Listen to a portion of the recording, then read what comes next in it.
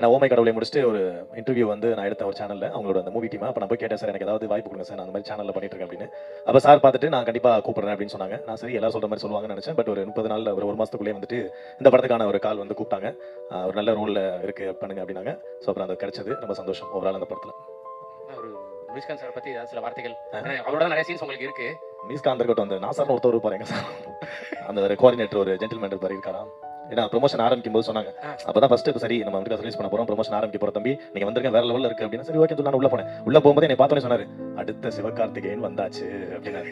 இப்போ ஒரு 20 பேர் பேசியிருக்காங்க. யாராவது என் பேரையோ இல்ல அந்த ஆட்டோக்கார ஒரு ஆள் தெரியாது நம்ம பேர் சில பேருக்கு, அட்லீஸ்ட் ஒரு ஆட்டோக்கார மாதிரி ஒரு பையன் வந்தா இது ஓகே அப்படி அந்த மாதிரி இருக்குது அவர். இதனால தான் நான் கூட யோசிப்பேன், முனிஷ்காந்த் எப்போ வந்து கதாநாயகன் சொன்னாலே அவர் வந்து ஐயோ சார் நீங்க வர எதையாவது கிளப்பி விட்றாதீங்க சார், நமக்கு இதெல்லாம் சட்டாவாத. நான் யோசிப்பேன், ஏன் சார் இப்படி நினைக்கிறீங்க அப்படின்னு. ஒருவேளை உண்மையிலேயே வந்து அவருக்கு அது ஏத்துக்கிற மனப்பக்குவம் இல்லையா, இல்ல வந்து காமெடி ட்ராக் நல்லா போயிட்டு இருக்கு, பாட்டுக்கு பாட்டு விட்டு அதுக்கப்புறம் ஒரு படத்துக்காட்டு ஒரு வருஷம் வெயிட் பண்ண வருஷம் பார்ப்பாங்க. அதுதான் சார். அதேதான் இந்த மாதிரி ஒரு ட்ராக்கை செட் பண்ணி விட்டோம்னா அப்புறம் அவருக்கு வந்து ஒரு மல்டி அதை பண்ண முடியாது அப்படி. அதனால இருக்குமோ தெரியல. அதனால அவர் தான் நான் தேடிட்டு இருக்கேன். முடிச்சு போகும்போது அவர் பேசுறேன். பட் டு பி ஹானஸ்ட் எனக்கு வந்து உண்மையிலேயே நாங்க இப்போ டெலிவிஷன்ல பண்றோம், நிறைய பேர் சொல்லுவாங்க நல்லா காமெடி பண்றீங்க, நல்ல ஒரு ஐடியா, நல்ல காமெடி ஸ்கிரிப்ட் ஒர்க்லாம் நல்லா பண்றீங்க அப்படின்னு. பட் அது பிக் ஸ்கிரீன்ல எல்லாம் ஏன் வரதுல அப்படின்னு கேட்கும்போது ஆக்சுவலா உண்மையிலேயே அது வேறையா இருக்கு, இது வேறையா இருக்கு. ஏன்னா இது ஒரு ப்ரிப்பேர்ட் ஒர்க்கா இருக்கு. அது ஒரு ஸ்கிரிப்டா எடுத்துட்டு அந்த கேரக்டர் நம்ம வந்து ஒரு உள்வாங்கி அதுக்கு மேல போய் பண்ணும். டெலிவிஷன் ஸ்மார்ட்ல டக்குன்னு நமக்கு ஒரு டைமிங் சென்ஸ் இருந்தா அது பண்ண முடியும்.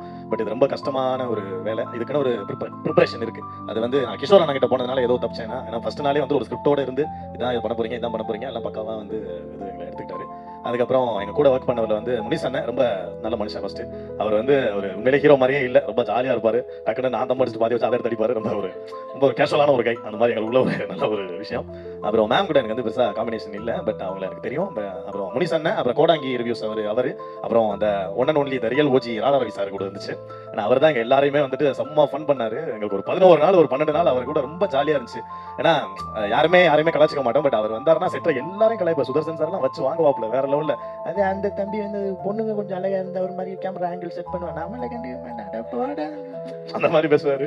அது மாதிரி ரொம்ப சின்ன சின்ன விஷயம் கூட ரொம்ப சென்சிபிளா இருக்கும். அவர் சொல்றதுலாம் ஒரு வாட்டி ஒரு ஷாட்டை கொஞ்சம் சீட் பண்ணி எடுக்கிறோம் சார், கொஞ்சம் அப்படி வாங்க சார் டக்குனு வந்துருங்கன்னா ஃபர்ஸ்ட் கேமராவே மூவ் ஆகல. அதுக்கு அவர் சொன்னாரு, இது ஃபர்ஸ்ட் கேமரா மூவ் பண்ணுங்க தம்பி, அப்புறம் ஆர்டிஸ்ட்டை கூப்பிடுங்க. வண்டலூர்ல சாப்பிட்றதுக்கு இங்கே வாயை திறந்துட்டு போக முடியுமா?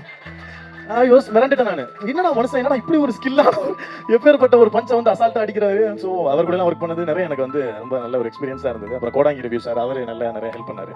அப்புறம் வந்து இவங்க இது பூர்ணேஷ் ஐயோ அது வேற அப்படி சொல்லக்கூடாது, ஜெயம் ரவி சார் கூட ரவிமோகன் சொன்னா போட்டலாம். இவர் வந்து இப்போ தேவ் அப்படின்னு தான் சொல்லணும்.